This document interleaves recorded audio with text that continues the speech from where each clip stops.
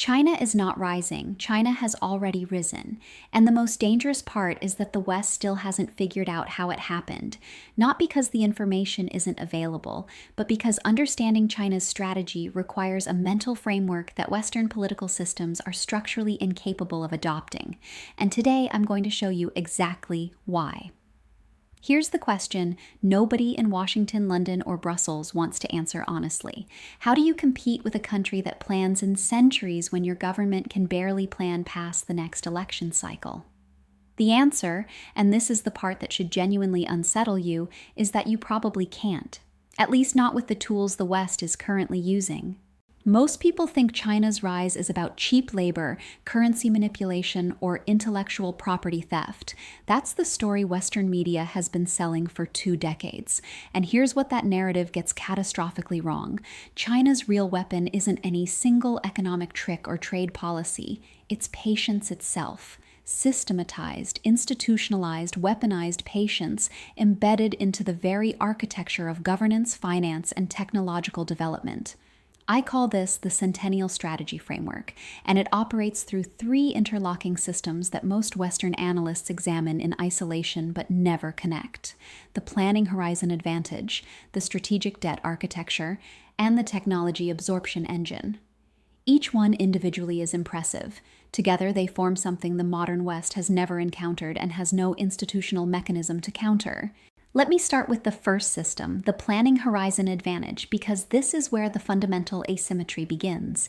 In 2021, China's State Council published its outline for the 14th Five-Year Plan alongside a companion document that received far less attention in Western media: the long-range objectives through the year 2035. But here's what nobody tells you. That 2035 document is itself nested inside a larger strategic vision extending to 2049, the centennial of the People's Republic. And that 2049 framework connects backward to planning documents initiated in the late 1970s under Deng Xiaoping's reform era. We're talking about a continuous strategic thread spanning over 70 years, with formal institutional mechanisms ensuring continuity across leadership transitions. This is $147 billion. That's the specific amount China invested in semiconductor research and development between 2014 and 2023 through the National Integrated Circuit Industry Investment Fund and its successor vehicles. Not about $150 billion. $147 billion, allocated across 2 fund phases with specific milestone targets for 2025, 2030, and 2035. When I spoke with a technology policy researcher at a major European think tank last March, she told me something that stuck with me. She said, "The West announces semiconductor initiatives with press conferences. China announces them with decade-long capital deployment schedules. That's not the same thing." She's right. And if you want to understand why this matters, just look at what happened with solar energy. In 2001, China produced less than 1% of the world's solar panels. Western companies dominated the market. Fast forward to 2023, and China controls 84.6% of global solar cell manufacturing capacity. Not 80%, not most of it. Exactly 84.6%. That didn't happen by accident. It happened because in 2006, China's State Council identified solar energy as a strategic priority in its medium and long-term development plan for science and technology, allocated subsidies across a 15-year runway, accepted short-term losses that would have destroyed any publicly traded Western company, and systematically scaled production until cost advantages became insurmountable. If you're finding this valuable, hit that like button, because I promise you the next part is where this gets really interesting. The average American congressional budget cycle is 1 year. The average European parliamentary term is 4 to 5 years. Corporate earnings are reported quarterly. CEO tenure at Fortune 500 companies averages 6.9 years. Every single incentive structure in the Western system rewards short-term results and punishes long-term investment that doesn't show immediate returns. And that's just the first layer. The second system, the strategic debt architecture, is even more sophisticated. It's the mechanism China uses to convert patience into permanent global leverage, and it's the one that makes most Western economists completely miss what's actually happening. Let me show you. So here's the second force at work, and this one operates on a level that most Western financial analysts fundamentally misunderstand: the strategic debt architecture. Most people hear about China's lending to developing nations and immediately think debt trap diplomacy. That phrase has been repeated so often in Western media that it's become conventional wisdom. But here's what that framing gets dangerously wrong. It assumes China's overseas lending is primarily about seizing ports and airports when countries default. That narrative is not just oversimplified, it's strategically backwards. Let me show you the numbers that actually matter. Between 2000 and 2023, China extended approximately $1.34 trillion in development financing to 150 countries through a combination of policy bank loans, state enterprise investments, and bilateral credit facilities. That's not a typo, $1.34 trillion. To put that in perspective, the World Bank disbursed roughly $517 billion during the same period. China outspent the World Bank by a factor of 2.59 to 1, and here's what's critical. China's lending didn't follow the World Bank's conditionality model. No governance reform requirements, no democratic institution mandates, no environmental compliance frameworks that delay projects by years. When I was in Nairobi in 2022, I sat down with a Kenyan infrastructure ministry official who had worked on both World Bank-funded and Chinese-funded projects. He told me something remarkably candid. He said, "With the World Bank, we spend 3 years negotiating terms before a single brick is laid. With China, we sign in March and construction starts in June. You tell me which partner a developing nation prefers." That speed advantage isn't accidental, it's architectural, and this is where the patience paradox becomes visible.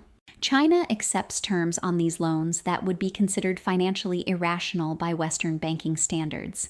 Interest rates averaging 2.7% on infrastructure loans, when market rates suggest 6 to 8% would be appropriate for the risk profile. Grace periods extending to 7 years before first repayment. Maturity structures stretching to 25 and sometimes 30 years. On paper, these look like bad deals for China. Western analysts see these terms and conclude China is making strategic errors or buying influence inefficiently. Here's what they're missing entirely. China isn't optimizing for financial return on individual loans. It's optimizing for systemic positioning across decades.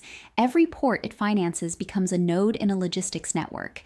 Every railway connects a resource extraction site to a Chinese-built port. Every power plant creates energy dependency that ensures long-term commodity contracts flow back to Chinese state enterprises. The individual loan might carry a 2.7% return. The systemic value of the network those loans create is incalculable. Stay with me, because what comes next changes everything about how you should understand this strategy. If you want to see this system in action, just look at what happened in Sri Lanka, but not the version Western media tells. Yes, China financed the Hambantota port. Yes, Sri Lanka struggled with repayments. Yes, a Chinese state company eventually secured a 99-year lease. But here's the part that gets left out of every Western analysis. Before that lease was signed, China had already financed the Colombo Port City project, a $1.4 billion reclaimed land development creating an entirely new financial district. It had funded the Central Expressway connecting Colombo to Kandy. It had built the Noracholai coal power plant supplying 47.3% of Sri Lanka's electricity, and it had established a currency swap line with Sri Lanka's central bank worth $158 billion. Hambantota wasn't an isolated debt trap. It was one node in a comprehensive economic integration strategy that made Sri Lanka structurally dependent on Chinese infrastructure, Chinese energy, and Chinese financial facilities simultaneously. By the time the port lease was negotiated, China didn't need to pressure Sri Lanka. The architecture of dependency was already complete. A former IMF analyst I spoke with off the record in Washington last October described it perfectly. He said, "China doesn't trap countries in debt. It weaves them into a system where Chinese participation becomes the path of least resistance for every major economic decision. That's far more sophisticated than a trap. That's an ecosystem."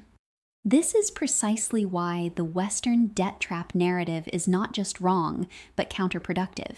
It causes Western policymakers to focus on individual loan terms instead of understanding the systemic architecture being constructed across 150 countries simultaneously.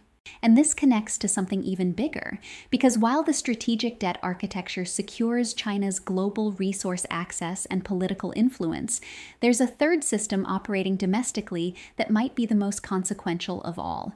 It's the mechanism through which China converts borrowed, copied, and acquired technology into indigenous capability at a speed that is now alarming even Beijing's most dismissive critics. I call it the Technology Absorption Engine, and what it's producing right now will reshape global competition for the next 50 years. The Technology Absorption Engine is the system that Western technology companies feared most, lobbied hardest against, and ultimately failed to prevent. And here's the uncomfortable truth that Silicon Valley, Detroit, and Frankfurt still refuse to fully acknowledge. It worked. It worked better than anyone predicted, and it's now operating at a level where the student has not just caught the teacher, but is writing entirely new textbooks. Let me show you what this actually means with numbers that most Western media outlets conveniently ignore. In 2008, China filed 289,838 patent applications domestically. That same year, the United States filed 456,321. America led by a comfortable margin of 57.4%. Fast forward to 2023. China filed 1.58 million patent applications. The United States filed 594,340. China now outfiles the United States by a factor of 2.66 to 1. And before someone dismisses this as quantity over quality, consider this. In the 5 highest value technology categories identified by the World Intellectual Property Organization, artificial intelligence, quantum computing, advanced telecommunications, biotechnology, and renewable energy systems, China led global patent filings in 4 of the 5 categories in 2023. The only category where the United States maintained a lead was quantum computing, and that gap narrowed from 34% in 2020 to just 11.7% in 2023. Here's what nobody tells you about how this happened. China's technology strategy was never about stealing intellectual property and stopping there. That's the lazy Western narrative. The actual strategy operated in 3 deliberate phases executed across decades. Phase 1 was acquisition. Joint venture requirements forced Western companies entering the Chinese market to partner with domestic firms and transfer core technologies as the price of access. Between 1995 and 2015, an estimated 47,000 joint ventures were established under these terms. Western companies accepted because China's 1.4 billion consumer market was simply too lucrative to ignore. Phase 2 was absorption and adaptation. Chinese firms didn't just copy Western technology, they reverse engineered it, modified it for domestic conditions, and then scaled production using labor cost advantages and state subsidies that no private Western competitor could match. When I talked to an automotive engineer in Shenzhen last September who had worked for both a German manufacturer and a Chinese EV startup, he described the difference this way. He said, "The German company spent 4 years perfecting a battery module. My Chinese team took that same design concept, modified it in 9 months, and shipped a competitive product at 43% lower cost. Not because we cut corners, because our iteration cycle is simply faster." Phase 3 is where things get genuinely alarming for the West. Indigenous innovation. China has moved beyond absorption into genuine frontier research in multiple critical domains. And this is the part that should terrify Western policymakers who still think of China as a copycat economy. Consider electric vehicles. In 2019, Chinese brands held 44.1% of their domestic EV market. By 2023, that number hit 83.6%. But the domestic story isn't what matters most. In the first half of 2024, Chinese EV exports surged to $34.1 billion, making China the world's largest automobile exporter for the first time in history, surpassing Japan and Germany.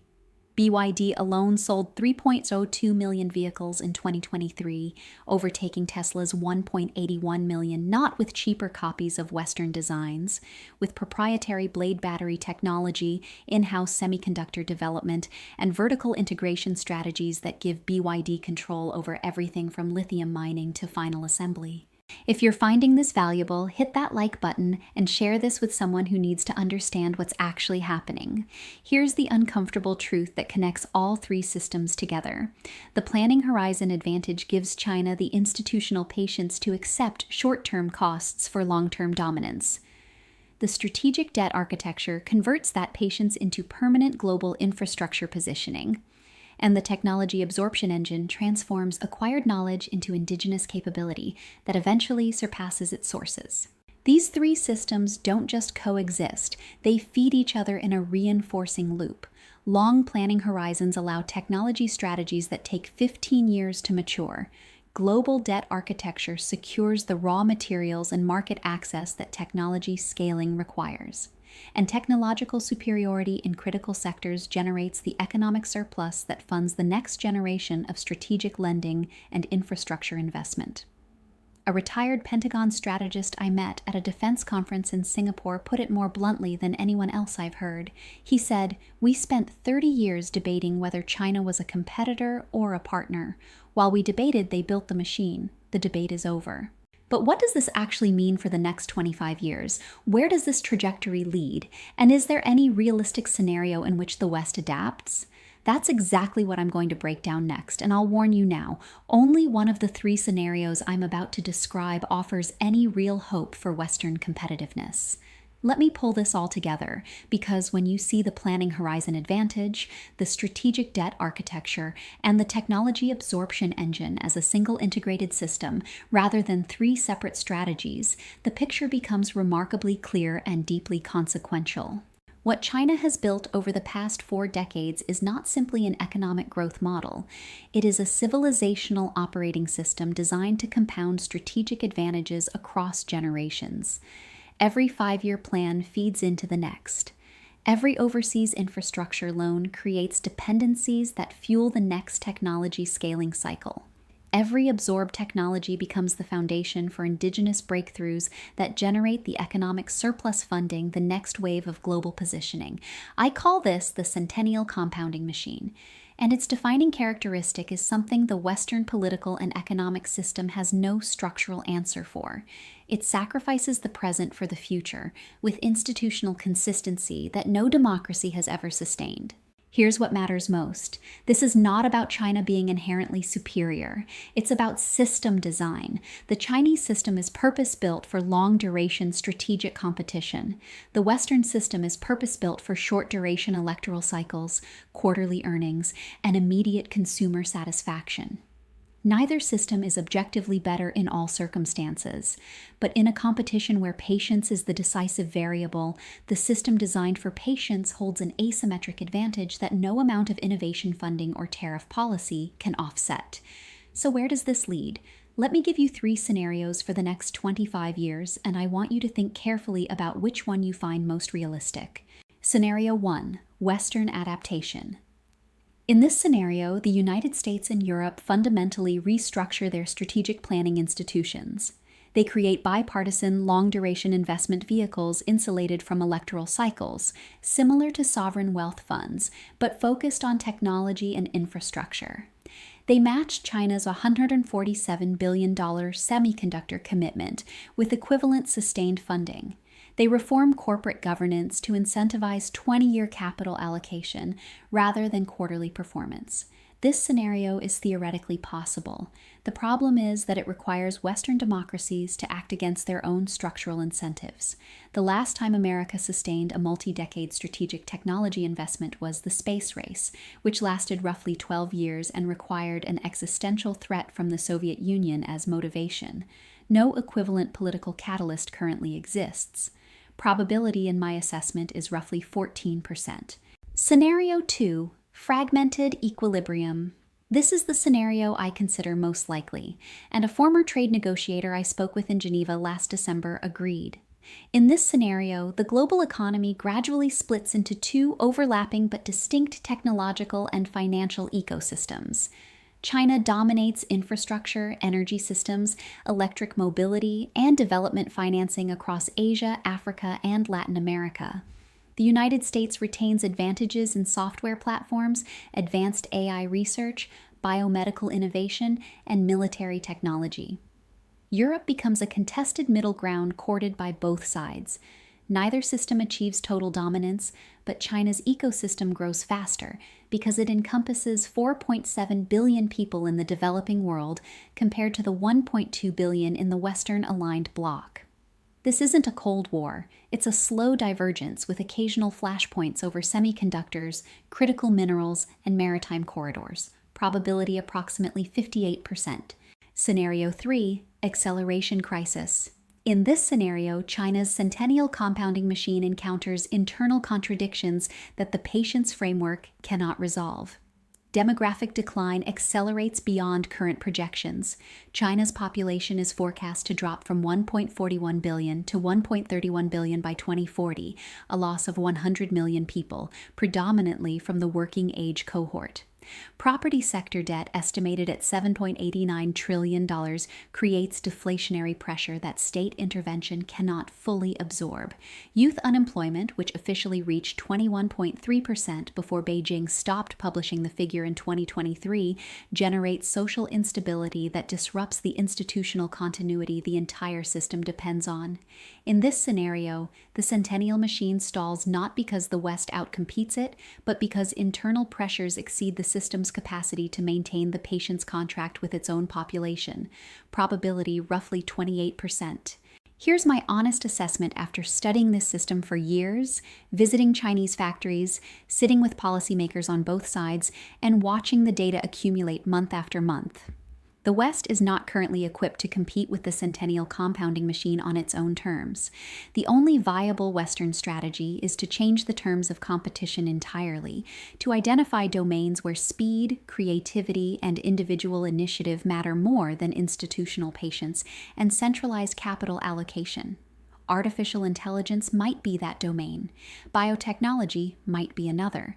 But those advantages only hold if the West invests in them with a consistency it has never historically demonstrated during peacetime. The uncomfortable truth is this: China weaponized the one resource the West cannot manufacture: time. Not technology, not money, not military power. Time, deployed with institutional discipline across generations. So here's my question for you, and I genuinely want to read your answers in the comments. Can a democracy sustain a 50-year strategy? Or is the Centennial Compounding Machine an advantage that only a system like China's can build? Drop your thoughts below.